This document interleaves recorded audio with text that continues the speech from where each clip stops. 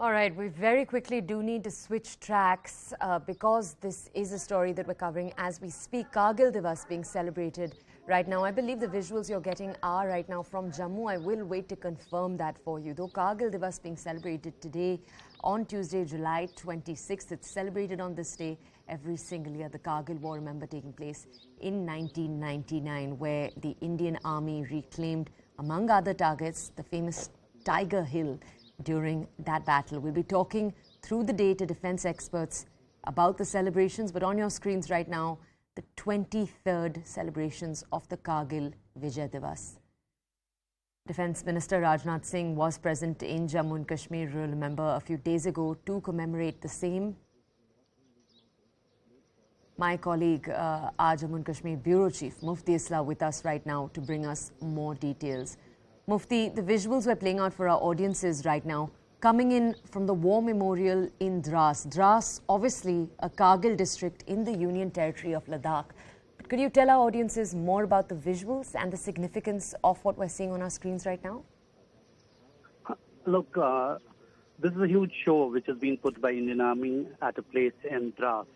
Dras, ironically, is a place, as you rightly said, one of the top towns in the region of Ladakh, and you will clearly see huge number of soldiers, their families, their kin, friends, media. They congregate on this day at this particular place because this place is very much significant when it comes to Indian Army, given that they gave a befitting reply to intruders from Pakistan as well as regulars from Army who had tried to come in and capture our territory. Subsequently, a war which was fought in those hills in Kargil that led to India's victory after 2 months. And those soldiers were actually sniping at our soldiers and also trying to control the highway, the main highway, Srinagar-Kargil-Leh highway. Indian Army launched an assault called Operation Vijay in May of 1999. Subsequently, on this day, then India won that war decisively and reclaimed its territory which was occupied.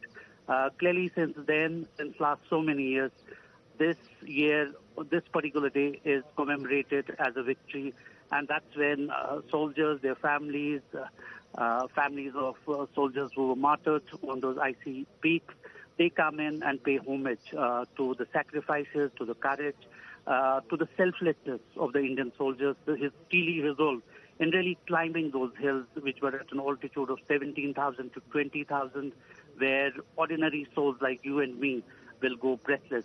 Because I have been traveling to this place many years from now, and clearly those rugged plains are extremely difficult to climb, and one can imagine Indian soldiers climbing like ants and really evicting those intruders who had got themselves entrenched on those peaks. So this is, as I said, the commemoration of Kargil Vijay Diwas, and many events take place. There are flavor programs which begin with illumination of those peaks, be it the Tiger Peak, which was the highest peak where Indian troopers evicted Pakistani. So other than this place, there are the peaks of Tololing. The battle was also fought in Batalik, which is ahead of Kargil in Mashko Valley, which is a region between Dras as well as Gurez, because the entire line of control was, it was extremely active those days, and Indian Army had to fight at least 4 or 5 places to throw the intruders out. Now, a lot of Indian soldiers did lose their lives. They offered, their lives in the line of duty, and some 532 of them lost their battle. Now they're at the War Memorial in Dras. Their names have been put up in that brass plate or plaque, as you want to call it. And then, families do come in. They remember, they pay homage to the soldiers. One of them is Colonel Thapar, who has been coming and who thinks that it's actually a pilgrimage he undertakes every year on this time. His son, Captain Vijay Thapar, got martyred in those hills, and so was the case with other officers like Manoj Pandey, Captain Manoj Pandey. Then you had, Captain Batra, who was from Himachal Pradesh, very young officer who led the war in those times, and those names have in fact become now iconic names in Indian Army's history. So, as I said, many officers, their services are being remembered, and slew of programs are really undertaken at this particular place. To begin with, there's wreath laying ceremony, which is put at around 8:30. Then you have the very important and very visually appealing event, which is called the showering of petals. What happens is that 4 to 5 hectares, they fly over the war memorial and drop petals. Very interesting visuals, and that is kind of a very good visual in the sense to give homage to the soldiers who had laid that life. Many other dignitaries do come in. Today they're expecting LG of Ladakh.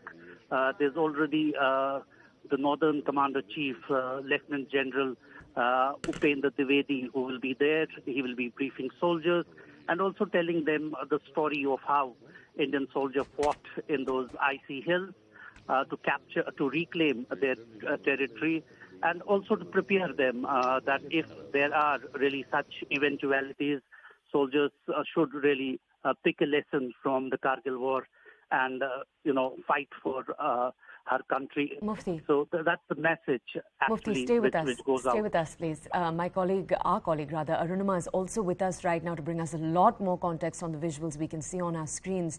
Arunima, I'm so sorry for keeping you waiting. Do go on. Mufti has already, encapsulated for us what this day means. This is what the last real war that this generation has seen. Before that, India and Pakistan have fought in 65, they fought in 71. But Kargil actually brought the war home. This was the first televised war, so to say, and therefore there is an emotional connect. Every time, there was news coming in from Batalik, there was news coming in from Tiger Hill. There was a direct connect that people in the country felt with the soldiers, with the martyrs. And in that sense, for the government to commemorate this day is, I think, to tap into that emotion that this generation has with this war, with the Kargil War. Mufti just told us about the plan that has been laid out, the showering of the petals, the illumination of the peaks. And we've also seen Mufti report yesterday on the Tiranga Yatra that has been undertaken by the Bharatiya Yuva Jan Morcha, which is the youth wing of the Bharatiya Janata Party. So this Tiranga Yatra bike-borne, BYJM workers carrying the national flag from Srinagar all the way up to Kargil, that is also, in a way, tapping into that sentiment of nationalism. And this is coming at a time when we are celebrating the Amrit Mahotsav. Har Ghar Tiranga is also another program that the government has, flagged off. So in that backdrop, I think Kargil Diwas, the Vijay Diwas, as we are commemorating, it's not just to pay a tribute to our martyrs, but also to remember what it takes for us to be free. All right. And Arunima, if you could walk our audiences also through other deeper parts. So we've had some experts join us earlier on the show, one of which was, of course, a Major General. He was talking to us, A.K. Siraj. He was talking to us about the changes that have come forth since the Kargil Review Committee took a look at the changes that needed to happen in the Indian Army. I'd like if you could also tell our audiences about some of the findings of the committee and the changes we've seen since in the Indian Army. How did the Kargil War change the Indian Army forever?